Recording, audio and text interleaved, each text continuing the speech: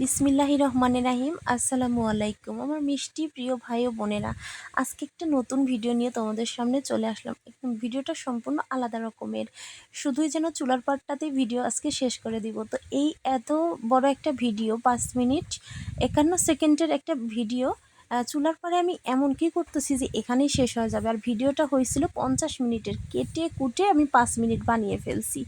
তাহলে বোঝো যে মানে চুলার পরে আমার এমন কি ব্যস্ততা ছিল যে সেখানেই আমার আজকের ভিডিওটা শেষ করতে হলো, আর বাড়াতে পারলাম না।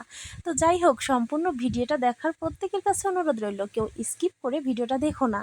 তো রান্না করতে চলে আসছি, এখন বাজে 6টা। তাহলে বোঝো যে কত সকালে ঘুমি থেকে উঠে পড়ছি। আমার না ঘড়ি দেখার কথা মনে ছিল না। ঘুমি থেকে উঠে তোমার আর মানে বাকি যে প্রথমের যে কাজগুলো থাকে, ঘরটা ঝাড়ু দেওয়া, উঠোনটা ঝাড়ু দেওয়া, এ সমস্ত কাজ শেষ করে চুলাটা একটু মুছে নেই। মোছা যদিও থাকে, কিন্তু আসলে ইঁদুর মিদুর থাকে, সেগুলো আসে, সেই জিনিসগুলোর খচাখচি করে। সে কারণেই না সকালবেলা একটু ভেজা ন্যাকড়া দিয়ে মুছে তারপরে রান্না শুরু করি। কেননা অনেক কিছু পড়ে যায়, সেটা আবার উঠায় দিতে হয়, না দিলেও ভালো লাগে না, ফেলে দিতেও মায়া লাগে। তো যাই হোক, দেখো রান্না করতেছি কি, ভেন্ডি ভাজি। আর এই পাশের চুলাতে আজকে রান্না করব শুটকি মাছ। ওই যে তোমার চেলা মাছের শুটকি আছে না, সেই চেলা মাছের শুটকি মাছ রান্না করব বরবটি দিয়ে।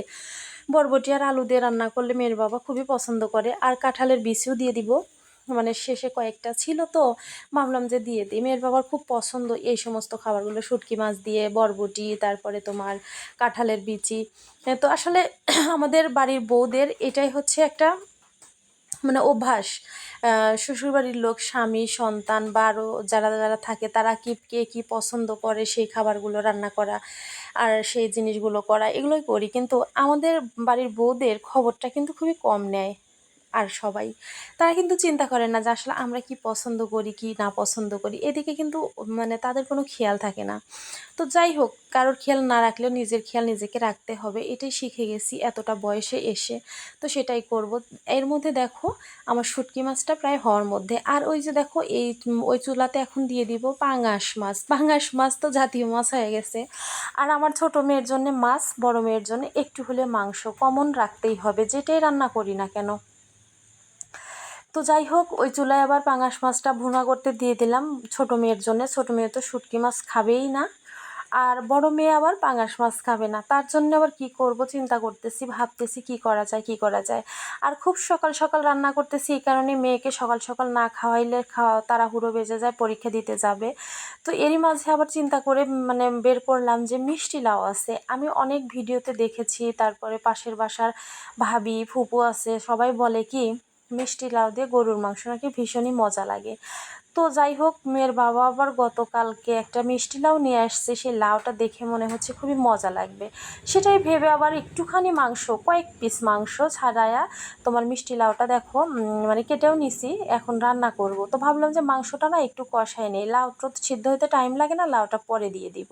তো সেই কারণে দেখো পাতিলের মধ্যে সুন্দর করে সব কিছু মশলা টশলা দিয়ে কষাইতে দিয়ে এই পাশে আমি চলে আসলাম যে প্লেট মানে হাঁড়ি পাতিলগুলা নোংরা হয়েছিল সেগুলো ধোয়ার জন্য।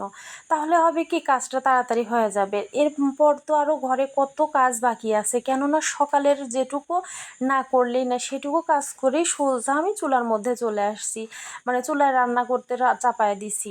এর মাঝে তো আর অন্য কোনো কাজ করতে পারি নাই। আর নিয়ত করছি যে একেবারে দুপুরের রান্না বাড়ি শেষ করে কমপ্লিট করে তারপরে মেয়েকে পরীক্ষা দিতে চলে যাবে, ওকে পাঠায় দিয়া তারপরে হচ্ছে আমি অন্যান্য কাজগুলো করে নিব।